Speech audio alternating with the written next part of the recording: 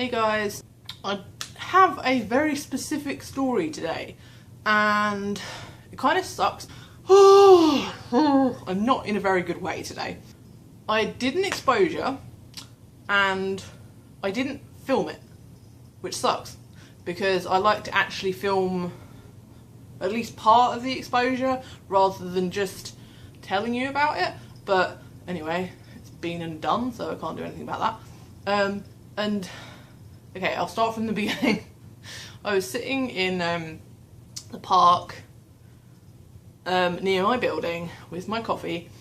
I'd already sat in the coffee shop for like an hour or more. I'm weirdly comfortable with sitting in there now, and I can't get a grip on how difficult that used to be for me and how it's become so comfortable. Like, it's never comfortable, but it's like, I mean, it's tolerable. I think that's the word.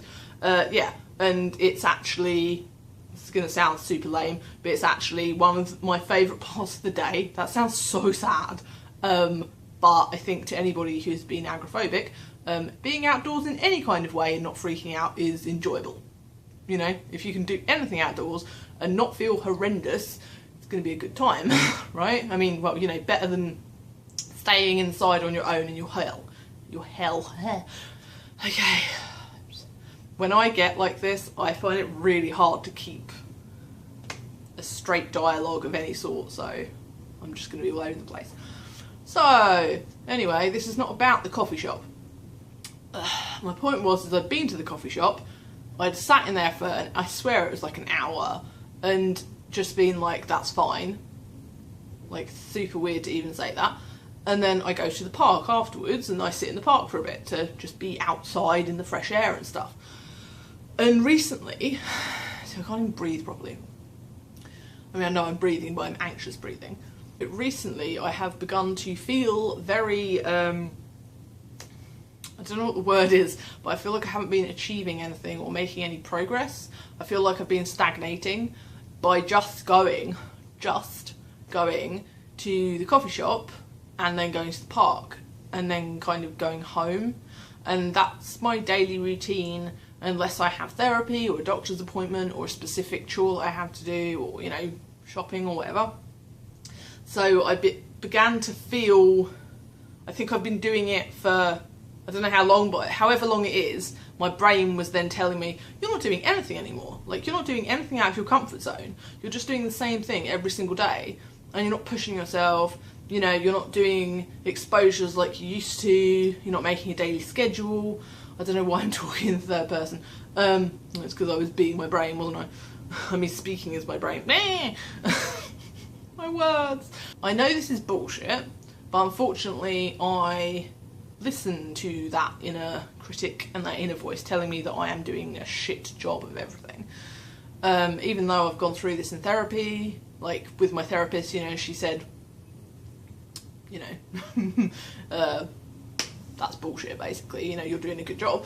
But I just began to feel, like I said, stagnant, like I needed to do something more, and I feel like I used to do more to kind of get myself, like, to do exposures and stuff.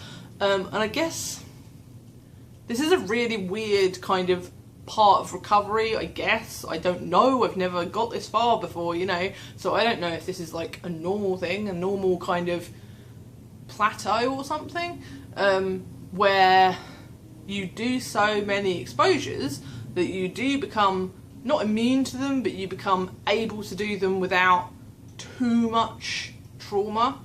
So then it gets to the point where you're like, oh, well, I can do this now, so what's the point in forcing myself to go on a bus for half an hour for no reason if I'm okay with it, you know? Does that make any sense? And then you start looking for more and more, like, bigger exposures to do, and then, I don't know, I just kind of stopped. And I know, like, we moved, and I think that was a very pivotal thing. When we moved apartment, I think that was when I stopped, like, challenging myself in any further way than I already am, which I realise what I'm doing right now, I realise it's a big thing, and I realise that the things I'm doing now are achievements, because I wouldn't have been able to do them before. I couldn't have even imagined it. And I know for other people, they still can't do even, like, you know, they can't leave their houses at all. So I'm taking it for granted, the fact that I can go and sit in a coffee shop and go and sit in a park, and then I'm just going, I'm not doing anything. Like, I'm shit. Like, I'm just failing at everything. And I'm like, I just wish I could take in, you know, I've always said I have problems taking in my achievements, and I just don't see it as an achievement anymore because I do it every day.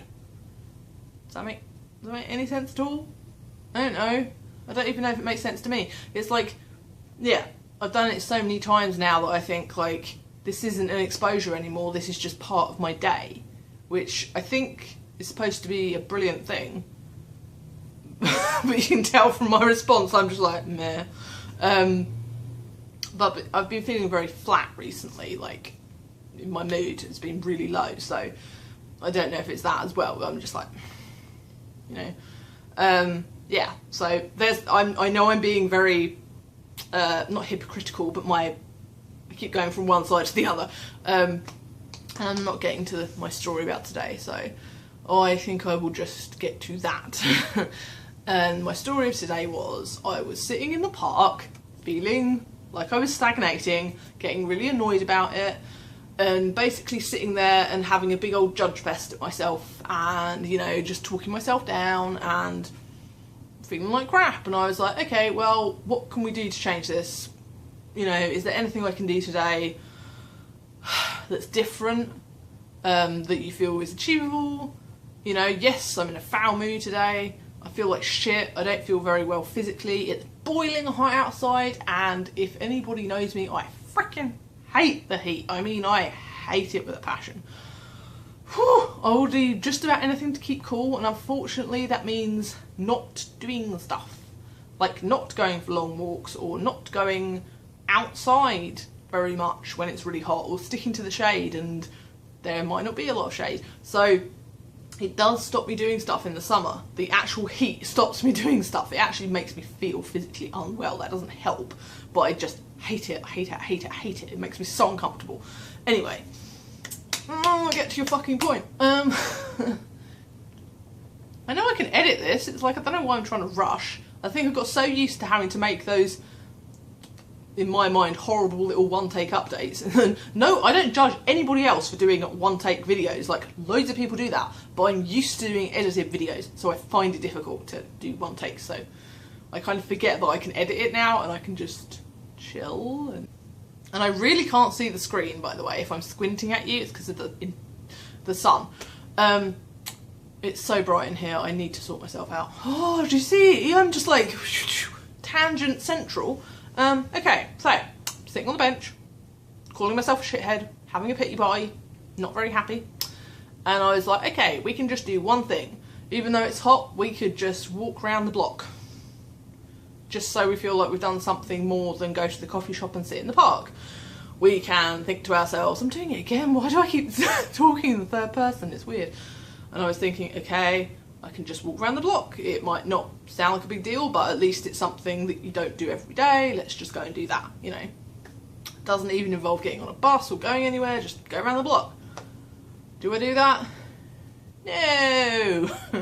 I walk out of the park, start walking down the side of the park, and then I realised I was walking past the local YMCA, and it was the back entrance. There's two entrances. One of them is a lot more obvious, and the other one, like, I didn't even know it was really there. I hadn't taken much notice of it. I don't normally walk down that street.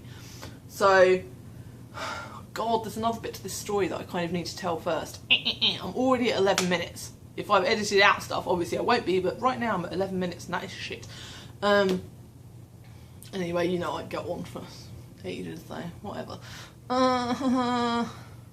So the YMCA has quite a, for want of a better word, a special place in my mind. A very scary place in my mind. Because when I first got really sick after moving here, and when I say sick I mean like agoraphobic sick, anxiety sick, depression sick, like I mean I had like a major relapse when I arrived here about a month after. So during that time, and I'm not sure if I've kind of talked about this before, and I find it really hard to talk about because I feel kind of ashamed and embarrassed that I needed that much help, even though I would never think that way about someone else. I'm just my biggest critic, and yeah, I find it really difficult, so kind of sucks. I had someone come and visit me once a week because I couldn't go out, which now I've said it doesn't sound that bad at all. So she was some sort of nurse. I'm not sure what her title was, but I know she was like a nurse that worked with clients, you know, who were agoraphobic or depressed or had like drug dependency problems. Like she was just a home visit person who also had like a kind of medical background. I don't know what you call her, I really don't. Anyway, it doesn't matter. She was lovely, and she came, and of course, when I was agoraphobic, I didn't even see people. I only saw my other half and doctors. That was it. I didn't see people. So this was a new person that I'd never met coming into my home, and it was terrifying. I mean, terrifying. And I think sometimes people don't understand that. I'm not sure if this is like this for everyone, but for me, agoraphobia involved also not being able to see other humans other than, like I said, my other half and my doctors. So I think people sometimes think that if you're agoraphobic, you're fine as long as you just stay inside. And I'm like, no. Certainly not the case in my case anyway. I'm very uncool with being inside, and you know, anyway. Even though that sounds ridiculous. You're agoraphobic but you hate being indoors. But it's not funny, but that's just how it is. Okay, so this lady used to come and see me, and she was really nice, and she actually came to see me for way longer than they're supposed to. They're supposed to see someone for 3 months max, and by then of course you're supposed to have made some sort of improvement and, you know, blossomed out into the world, whatever. She saw me for a year. And the only reason why I'm making that face is because I knew that she was they were kind of doing it on purpose, kind of on the sly, because I was a much more longer term case. Oh, I'm going off on one. Anyway, I don't know if that played a part or whether they just made special rules for me. I really don't know. God, this is going to go on for so long. I just can't make my point. Okay, the first time she ever came to see me, she did not know me at all, obviously, but I thought we were just going to have a little sit down, and she was there for an hour, and like even 5 minutes with someone would have just sent me bananas, and an hour with someone?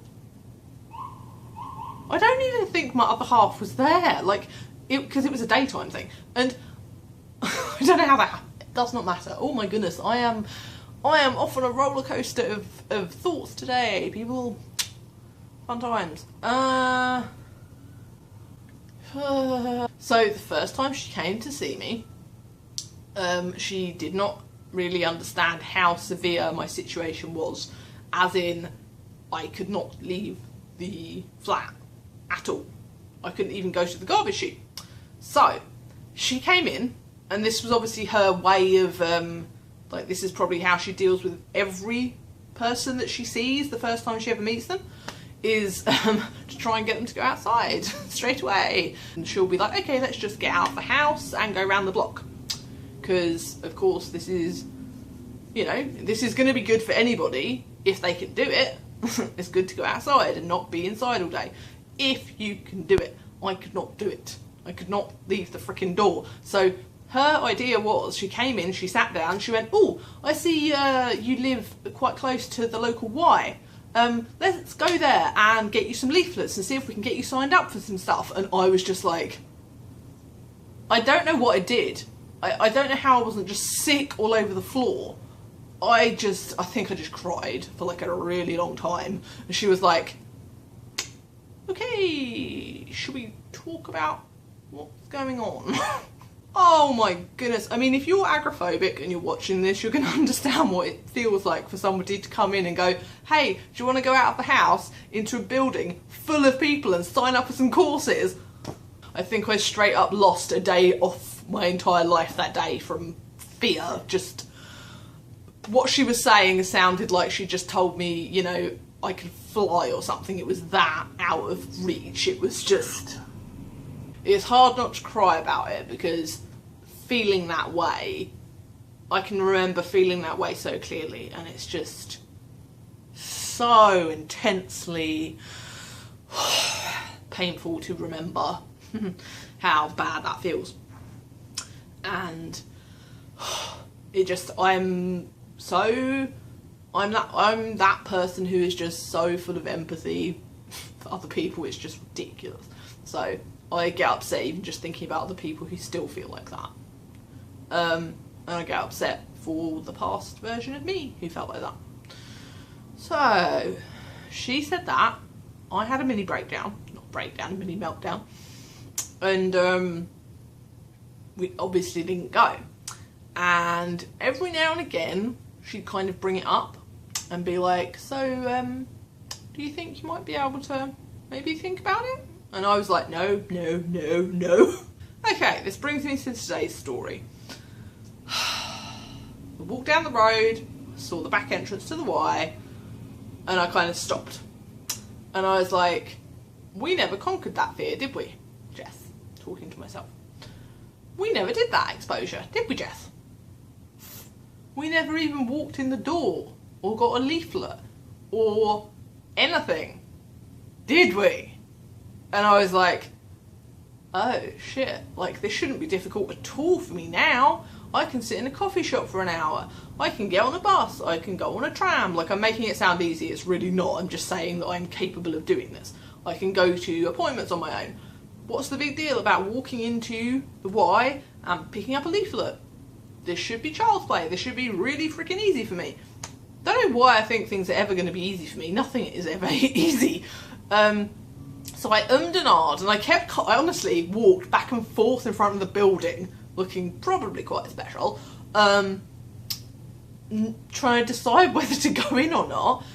And I was like, just like, there's a door here, just go in and see if there's a leaflet and then just come back out again, you know. This is where the trouble started, because I had set it up in my mind that I was just going to be able to just do this and it was going to be a breeze and it was going to be fine. It went completely the other way. It didn't go as badly as it could have done, but it went pretty bad. I went in, and for a start, there was nobody to be seen, and I didn't know where to go, and my first instinct was obviously to turn around and go straight back out again, but I was like, no Jess, look, there's a sign that says you could just walk like through the whole building, and then I knew where it was going to come out the other side, so I was like, how about we just walk through the building and come out the other side, and that'll be it, that'll be fine. And I was like, okay. This was a mistake, I think. I come to these doors and I'm like going, what the fuck? Like, where's the exit? So I go through the doors, and then there's like meeting rooms on one side with all glass, just not walls, just glass. So tons of people who look like they're taking a class in school. Instantly my brain starts freaking out, going, oh my god, I'm in school, oh my god, I'm in school. Freaking eek. Panic starts, like not proper panic, but anxiety just goes through the roof. I start looking around for my escape. I am lost. I mean lost, okay? There's meeting rooms, there's where I came from, which all of a sudden doesn't look like where I came from because I must have turned around a corner or something. And then there's like this stairwell that was like a circular stairwell, and then a door to a lift, and I was just going, oh my god, I'm like completely lost and I can't find any, oh my god, I'm lost and I can't find anyone. Oh, freaked out. And then I went and got in the lift. I was like, why on earth would I do that? Why would I not just go down the staircase? There were no signs to tell me what to do. So, yeah, I'd followed this sign saying, you know, go to this road, and then the signs had just disappeared. And I was like, if there's one thing I hate is feeling lost, as in geographically. Yeah, so I got in this lift. Weird decision, but I figured if you get in a lift it's going to have a ground button, and then we'll get out on the ground and hopefully there'll be people and a door, right? So I get in and I press ground and it just keeps beeping at me, and I'm like, the door closes and I'm like, oh my god, am I stuck? And I just kept pressing it and it wouldn't do anything. So I just pressed basement because I was like, I don't know what the hell to do. This lift must not go to the ground floor. Like, it must not stop there. Why does it have a ground button? Okay. So I go to the basement and I come out and I'm in like the childcare bit. And then I was just like, and this woman saw me and she was like, are you okay? And I was like, I don't know how to get out. Can you tell me how to get out of here? And she was like, oh yeah, you just go up that staircase. And I was like, oh, and I hadn't even seen the staircase. In my panicked kind of state, I wasn't really, and I don't mean panic attack, I just mean, you know, anxious. In my anxious state, I hadn't even like taken in my surroundings properly. I was just kind of basically just walking around like this going, person, help me, person, human, help me, human, you know. Help me, human. So I go up the stairs and there's the lobby leading on to the road that I know, and it's quite nicely lit and calm and not full of people, and there's a couple of people on a desk, and I'm no longer stuck in this concrete prison because everything was concrete in there and like metal and not very friendly looking, if that makes sense. It was horrible. So by then I am like this and I'm sweating and I'm scared and I'm just like, ugh. And then I was like, I still haven't got a leaflet. Still in my mind, I was like, I wanted to complete my mission. And the woman on the desk kind of was smiling at me and I was like, okay Jess, let's just go and say hello to this lady. And she could see I was distressed, and I guess they must get quite a lot of people like me coming in there because it's kind of like, I mean obviously because that nurse tried to get me to go there, maybe they get a lot of people kind of being reintroduced to the community, for want of a better word, going in there. So yeah, so she was like, are you okay? And I was like, not really, I just got really lost. And she was like, that happens a lot. And then I spoke to my friend about it afterwards and she was like, that place is notorious for like being like a maze. And I was like, I would never have gone in. I certainly wouldn't have gone in the back way. Anyway, so I should say well done to myself. Like, I just completed a level of the Crystal Maze. If you're British, you might know that show. I'm not sure if it was shown anywhere else. It was horrible. I mean, the show was great. The experience today was horrible.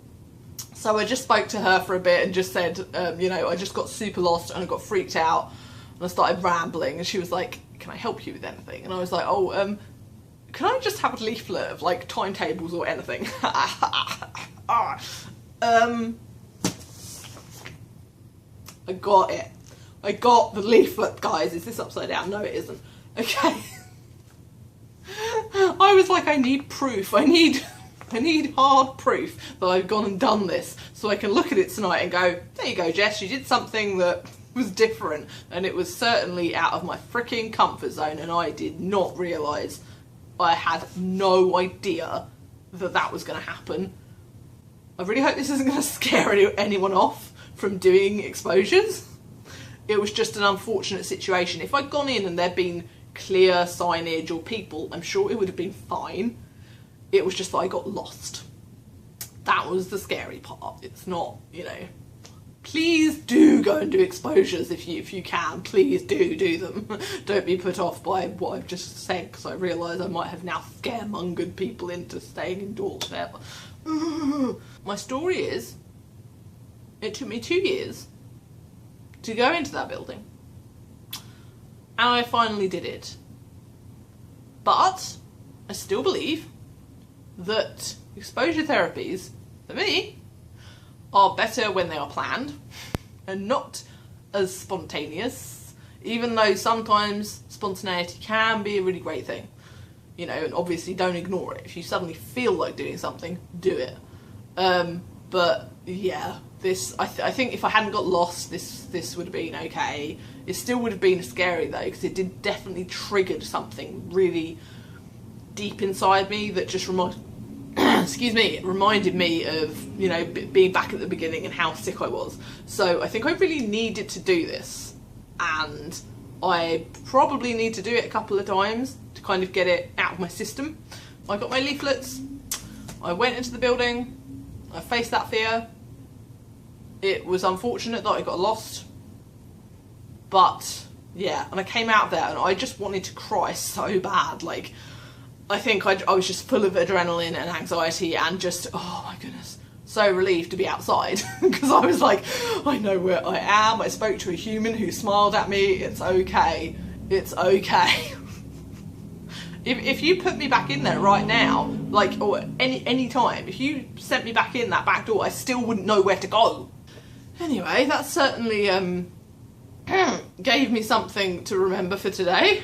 And I also feel like I need to set myself some more goals, exposure-wise. Even if it's repeating old ones, or just trying to do something every day that's a little bit different, because that's the only way to stop feeling stagnant, right? Is to move, do something different. Because I'm just getting into this cycle of just feeling incredibly useless and pointless, and that's no good for me. And yeah, I think it's stemming from just doing the exact same thing every single day. So I need to mix it up a bit.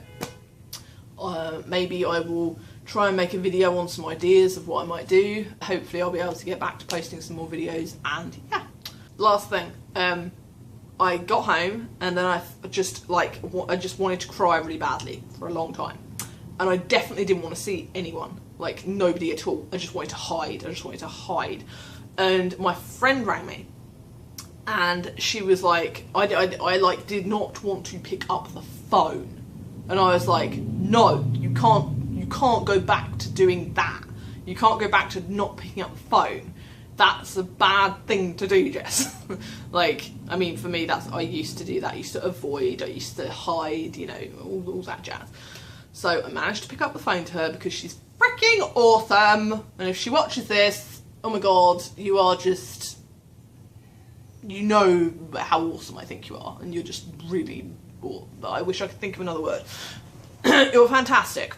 Anyway, so she rang and I managed to pick up the phone, even though I was like super feeling super avoidant. I managed to pick up the phone and I said to her, I was like, I am in the really fucked up mood. Long story short, she came up and I actually had a massive cry in front of her. And it wasn't even that massive, but it was massive for me, if you know what I mean, like to do in front of someone else, because I'm quite uncomfortable crying in front of anyone apart from my other half or doctors or therapists and that kind of thing. And it was like, it was a really good thing to do because she didn't run away. Other people in the past, unfortunately, have not treated me very well. And as in friends, you know, once they found out like what's going on, they kind of get really distant and they go away for whatever reason, you know. So I find it hard to talk about things with my friends. It was good, even though, and I feel so much better that I didn't avoid her. And I didn't avoid a person, and I didn't avoid their support, and I cried in front of them and it was okay, and she didn't run away. She has gone. Maybe she has run away. I'm proud of myself for getting myself unlost, finding my way out, even though it was terrifying. And yeah, thumbs up for doing scary stuff that unfortunately has led me to be very scared. But it's all part of the process. And yeah, I'm going to shut up now for real. So thank you so much for watching and sticking around while I wasn't posting videos. I really appreciate it, and I love seeing your comments, and hopefully by now I've been able to respond to them. And yeah, thanks for watching, and I hope you come back. Bye.